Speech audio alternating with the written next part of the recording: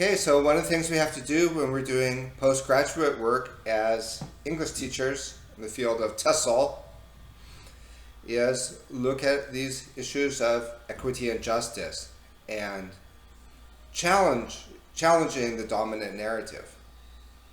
Some of it, for me, admittedly, seems a little far out. Queer inclusiveness in the classroom. I'm all for challenging the patriarchy and all that, but I question whether there's not this tendency to just replace traditional hierarchies with new ones. Might even be clashing with the teachers, but I try to work now within the postmodern framework, and rather than challenging postmodernism directly, I take the point of view that, okay, it can be a postmodern thinker and try to show the contradictions within postmodernism if there are any. But I'm actually now pretty comfortable working within the postmodern paradigm, and I try to be subtle and rely on the scholarly literature. And one of the articles that we're going to be looking at is by Kumaravedulu, Indian author, and Dangerous Liasons, Globalization, Empire, and TESOL. TESOL, of course, stands for Teaching English as a Second Language. And it does raise some very interesting questions. A lot of people might doubt whether the United States and the world really represents an empire. For a long time, saying so usually situated one as a left-wing critic of American foreign policy in the vein of Hugo Chavez, although Martin Luther King Jr. also warned the world about this. America is an empire in denial, is something that is noted in the article. And since the Iraq War, as the article notes, it has simply just become impossible to ignore the elephant in the room. Even conservative commentators have admitted the reality of an American empire, although trying to justify it. The article notes that the American empire is mostly maintained through leveraging economic might. And this has developed in the post-World War II environment through organizations like the IMF, the World Trade Organization, and others, GATT. There can be no doubt that America plays a role as a regional empire, if not a de facto world empire. The real question to ask, as the article suggests, is the empire benign? Does it act for good? Is it soft power or hard power? And of course, the question of whether globalization has raised the living standard of the developing world, this is something that's up for grabs. And of course, the winners of the wars write the history book, and so there's enormous pressure to convince us that globalization and free trade, so-called, has helped lift countries out of poverty, and the green revolution, so-called. And but there's another side to it, and there's a lot, even those coming out of institutions like the IMF and the World Bank, who have become critical of globalization. There's a lot to suggest that actually with the movement of people from the rural areas to the cities, it's actually increased poverty. Okay, and free trade, as we know, is free fantasies, is free market fantasies. So does the empire, though, does it act for good or bad? Is it soft or hard power? What is the role that English plays, and TESOL in particular? What role English plays and what role the teaching English plays will depend on how we answer these questions. The twin of empire is globalization. The article goes through different theories about globalization and asks if are English teachers the foot soldiers for an imperial order? You know, and we have to be careful here because a couple weeks ago we watched a video that suggests, or at least it asked the question was, is English a killer language? And they talk about how where English has spread, countries like Australia, certainly North America, it's been accompanied by the cultures there losing their identity, and in some cases all being wiped out. And I said let's not confuse two things, because the cause of these cultures being overrun was colonialism. English as a causal agent, you really can't blame English and for accidents of geography, and now as we're going to see more, not just accidents, but through British and American imperialism, has become a de facto world language. Although that has to do a lot too with the reductionistic grammar that English has, which makes it very easy to learn. But in this, now I'm going to make the case based on this article that yeah, there is a danger here. But first we have to look at empire and globalization and where we are in the 21st century with these concepts.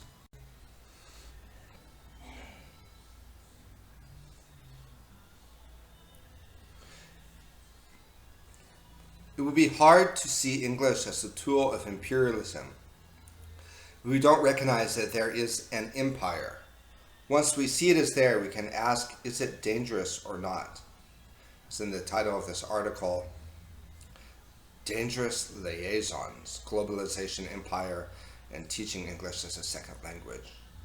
English has a narcotic power in the geopolitical reality of hegemonic control.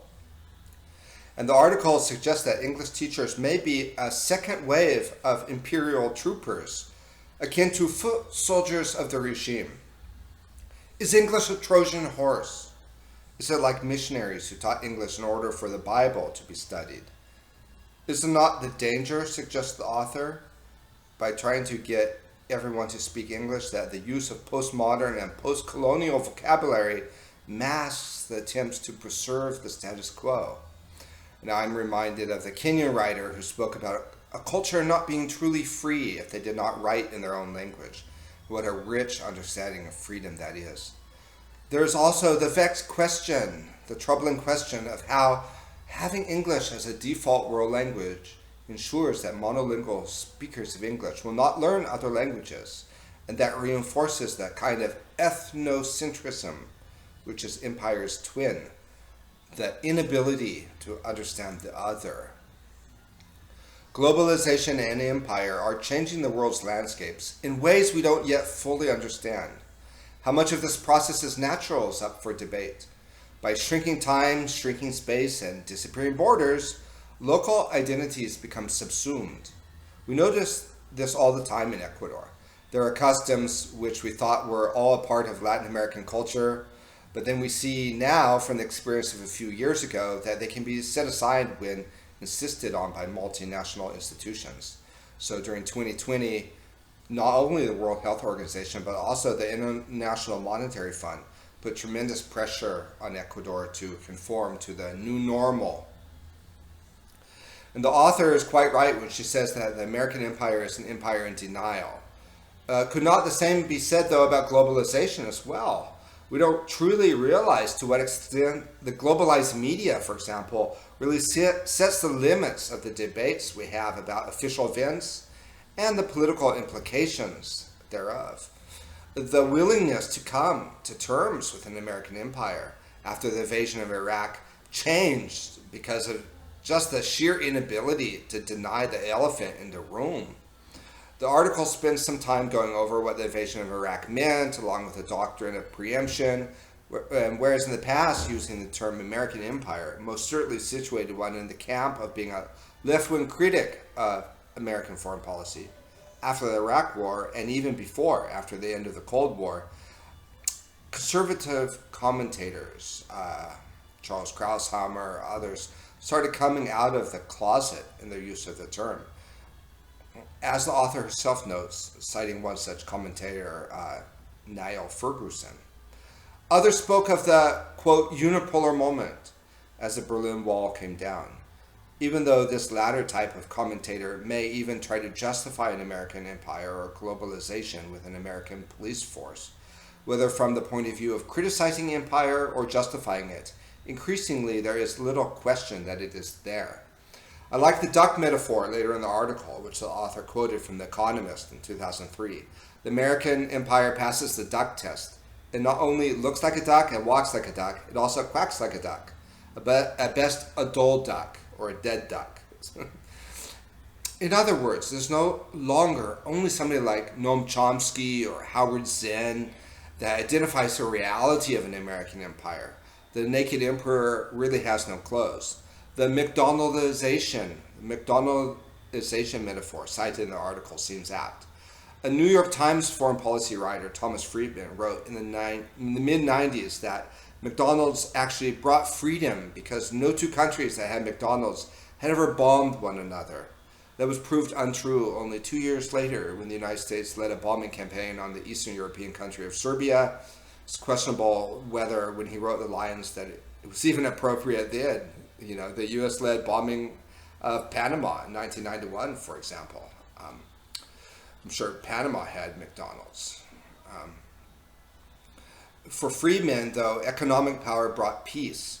Fukuyama told us the same in his End of History thesis. These wars, though, and these bombing campaigns, they tell us something about the nature of the world we are living in, that there can be resistance to hegemony, but it will come at a cost. Is the demand for English as a world language tied to empire and globalization? Do developing countries really even have a choice? Does this represent an inequality where English teachers are trained to become foot soldiers for a very specific economic order, however natural and implicit the order may seem? It depends, in my humble opinion, or hinges on the question of to what extent the realities known as empire and globalization promote freedom and well-being. They try and convince us that they promote freedom and well-being, but do they really? If the English teacher answers no, then there's a responsibility here. Empire, but also globalization, are in the crosshairs of this article. A distinction between globalization and empire is needed because the two are not the same, although related and interconnected. Globalization as economics seem to be the key here. To what extent this represents soft power or hard power meaning military might, American military might, is up for debate. There have been 72 interventions since World War II, according to John Pilger. He died a couple months ago, and since then there have been more interventions. It's hard to keep track, but this idea that the U.S. only goes to war every couple of decades is a misnomer. It's just that most countries are so poor that they can do little to stop the U.S. interventions. You know, Syria and Yemen. You know, so probably now 74 interventions since World War II. In acknowledging globalization, maybe we should look to Davos rather than Washington. There are certainly those who see Davos as an alternative to Washington. Some of the politicians in Ecuador and Colombia who are the most against U.S. hegemony are also some of the most eager to sign onto agreements with multinational organizations in Europe, somehow seeing closeness to Europe as a way to distance themselves from the U.S. This pandemic treaty is a good example. It's usually left-wing leaders that are the most on board with this international pandemic treaty. Is there not the danger where one power center is simply replaced by another?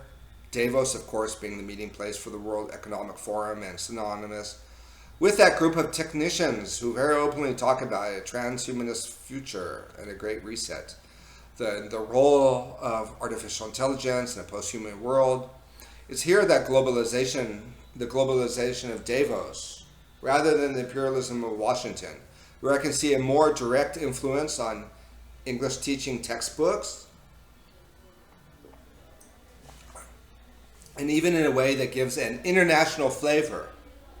Students want to feel like they are participating in sustainable development led by the first world. Unfortunately, due to advances in censorships, groups operating from the shadows really are able to set policy, and there may be precious little, if any, awareness of multiple readings for current events. We cannot survive in a world where we have to all be specialists, noted one scholar. And therefore, the implication was that we have to take these things at face value and not study them for ourselves. And to study them for ourselves would be indicative of a lack of humility and a skepticism on becoming a scholar. In fact, I've heard this a lot. I wonder if we are really beyond that point now, though. While the policy of the Davos and the World Economic Forum may be carried out under the appearance of social justice, attempts to address climate change, for example, or vaccine equity, sexual and environmental justice, etc., we may be completely justified in asking if this comes with an ulterior and dark motive, and with the same hierarchical structures of modernism that were such a part of European colonialism and led to 2 world wars. Postmodernism gave us a deconstruction of modernism, but we're left with a haphazard mixture of the two. The article talks about September 11th, although it does not milk it for its pedagogical significance. It may be an example of just how walled off the TESOL field is from ontological reality. If the terrorist attacks of September 11th are to be considered, their pedagogical meaning may be that narratives are hijacked, but instead they talk about preemption and what this means. May not be appropriate for the English teacher any longer to be someone who isn't informed about other fields in an interdisciplinary manner. I don't think the article goes near far enough, though. The classroom may be the place where challenging dominant narratives actually serves a purpose, where students who go on to become society's future leaders may hear new views for the first time. I've had biotech students who are very pro-genetically modified food, getting degrees in biotechnology, others in agriculture. If I know something about the subject, like the dangers of genetically modified food, if I have a couple biotechnology students or students of agriculture in my class, it may be totally appropriate to ask to what extent monoculture of seeds represents a tyranny of empire. They may very well be hearing this for the first time. There's no shortcut for good research and a solid investigation. Before we can impart this to our students, we, as teachers, we have to have a notion of the real politic. We have to be informed. And we're not going to get that just by parroting the official account. We need to go beyond and ask ourselves, even if we, not to agree or disagree, but just to be aware of other narratives. I like the idea of an English teacher who plants seeds and then leaves it up for the students to take things further. The article mentions September 11th and how this changed the world. Yeah, it changed the world, but not in the way that most people think, not in the way that this author think. And it still surprises me that those who are some of the most vocal critics of American foreign policy, Noam Chomsky, for example, cited in this article, accept the empire's reading for the events of the day. It would suggest that the real importance of September 11th, the real lessons to be learned here, go far deeper. And it's been written about, for example, in the Journal of the American Behavioral Scientist in 2006, in terms of state crimes against democracy. In 2006, they devoted the entire Journal of the American Behavioral Scientist to this idea that's been developed called SCAD, or State Crimes Against Democracy. They say that when there are political crimes, investigations into these crimes tend to be highly controlled, tightly framed, and totally reliant on institutions which stand to be embarrassed or implicated by investigations. Others, like Dr. David Ray Griffin, have written books that extensively document the inside job nature of the September 11th attacks, and it's a shame that his books aren't better known around the world. His books show how limited our understanding really is of the inner workings of empire and what it means for all the social sciences, particularly where it matters most. His books also show us the nature of how the U.S. really starts war, through false flags and psychological operations, rather than preemption, as cited in the article, Dangerous Liasons. The preemption is a smokescreen. This question of what the American government would do to its own citizens whenever it suits its needs and suits the needs of empire should shed valuable light on the question of soft power versus hard power. Noam Chomsky, who wrote the book on 9/11 from the point of view of the American left, relied on a structuralist interpretation of the terrorist attacks, arguing that it was a blind alley to ask the question, who done it? However, showing the true nature of the attacks has the power to show the entire world some very fundamental truths about empire, globalized media, and certainly the educational system.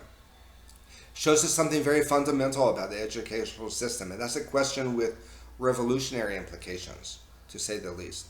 We need an interdisciplinary approach where distinct fields start to communicate and share with each other, not just walled off. One of the takeaways from this article is that EFL, English as a foreign language, the teacher must have a political consciousness. What is the dangerous liaison between teaching English as a second language and empire? We are informed that language has always been a good traveling companion of empire. The author writes that because of the length and breadth of British colonialism, English was firmly established in many parts of the world where English just happened to be in the right place at the right time. Is not American imperialism an extension of British imperialism, both ideologically and geographically?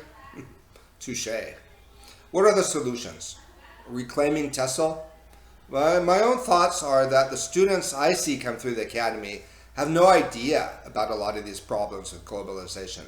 For them, criticism of globalization and empire may be associated with left-wing political movements, a la Hugo Chavez or Evo Morales. Most of them have a very positive view of American foreign policy and very little knowledge of Latin American history, even recent Latin American history. And that's sad, and that even includes presidents like the Milei in Argentina, like Bukele in El Salvador, that tend to whitewash the crimes of the past. In El Salvador, of course, the military dictatorship. In Argentina, also they had military dictatorship, and the new generation doesn't realize just how bad it was. This also includes the president of Ecuador. If these people had any idea,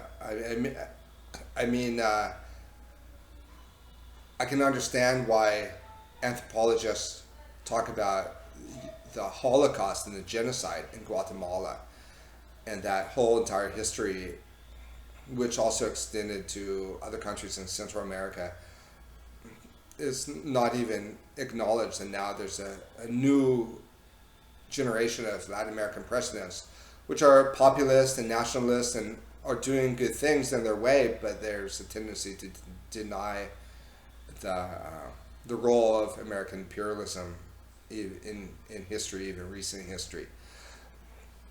And the students I see come through the academy are like that. Most of them have a very positive view of American foreign policy, and they want to go to the United States. And the article asks if TESOL professionals end up serving the profit motives of global corporations and the political motives of imperial powers. When this article was written, maybe it was too soon to see the acceleration of agency on the part of the periphery, as they say, that the article predicts, talking of a new mindset that is yet to crystallize. I wonder, though, now in 2024, we are seeing a new multipolarity emerge, more than ever before since the fall of the Soviet Union in geopolitics, with new alliances forming where to now speak of a new political theory, one based on multipolarity and not unipolarity, may be entirely appropriate and feasible. One such new mindset that is crystallizing with some philosophers of political science is that of the Russian sociologist Alexander Dugin and his fourth political theory, which is yet another attempt to deal with the reality of a multipolar world. And here's where it's possible to really operate within the postmodern paradigm and to criticize postmodernism from within, which is it's kind of an interesting challenge, especially when we're told that the English teacher needs to confront the patriarchy and include queer inclusiveness in the classroom. But I feel like Alexander Dugin gives us some tools where we can claim to be postmodern thinkers and yet at the same time have a critical understanding of just replacing one hierarchy for another. And with this new multipolarity, and I think of the BRIC alliance that's emerging, it's clear that with the reality of a multipolar world, American neocons proclaimed the end of history too soon. Those architects for the Iraq War, Fukuyama and all that. My own thought is that the first step in the direction of change is to acknowledge the political reality in which we live, however natural and implicit it may seem. Once we acknowledge this reality, then we can be in a position to find ways to counter it. Once these ideas are countered, it will not seem so natural and implicit as just the air we breathe. It would be helpful to know what alternatives for globalization are on the table. And bear in mind, not everyone has the same understanding of what globalization and empire even is. The article says that a language takes on a colonial coloration when it is used as a tool to serve the cause of empire. I can relate. I can relate with the author's description of how the English teacher is used to advance westernization. The article notes that local knowledge can be denigrated if by no other means than through disseminating Western knowledge. I've observed this in textbooks, cow emissions causing global warmings, so bugs might be a good option, genetically modified food, an even better option. It's subtle, and sometimes not so explicitly stated as in the Davos documents, but basically one gets their political colors loud and clear. From A2 all the way up to C1 is very much from the self-righteous perspective of Cambridge University Press that we've grown so accustomed to. Global warming, scaremongering, even I've seen pictures of chemtrails in children's books. It's horrible. Civil science, maybe, maybe not. The problem is that students are left with only one viewpoint, without benefit of those who, however competent in their field, are written off as quacks just because they do not go along with the official accounts, the officialdom serving the globalization, albeit more Davos than Washington. I agree with the author that TESOL needs to be relocated with philosophical investment. This means to connect the linguistic with the social, the political, the cultural, towards cultural liberty. The need to create an environment where multiple identities flourish is possible, and we've seen examples of that. What is needed is consciousness and pedagogic investment. Maybe relying on centrally controlled textbooks or even niche markets is not enough. We should be open to designing our own textbooks, even ones that ask tough questions about global happenings and challenge hierarchies, including the hierarchy of media, which nobody wants to talk about. I like the writer's warning that just because something has postmodern rhetoric, there could be neocolonialism lurking beneath. The author suggests a post-method pedagogical parameter that is context-sensitive and location-specific. This disrupts the carefully defined role that has been carved out hitherto for teachers by encouraging the teacher to become a theorist. By so doing, we tap into the socio-political consciousness of the student. One way, as suggested in the article, is for the teacher not to glorify native speakerism, but encourage local accents.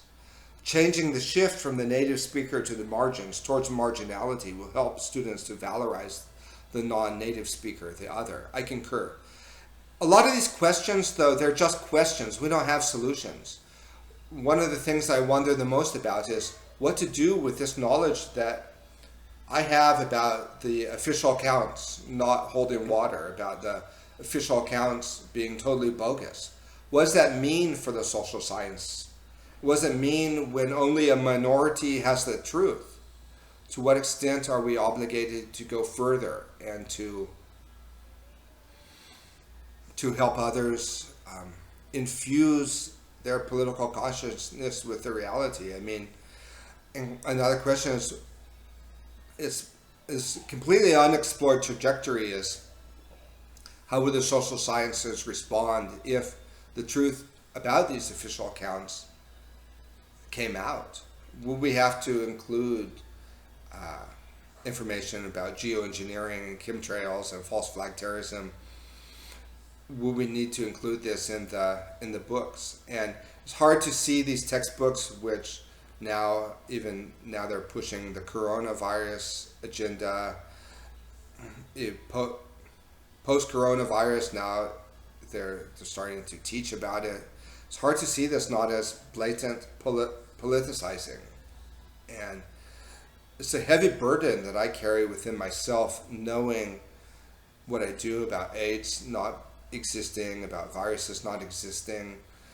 I know I'm always trying to point people in the direction of the scholarship, but it's hard because you have to be willing to be written off, to be called crazy, even if the future of humanity depends on us speaking our truth. And where better place to start than in the classroom?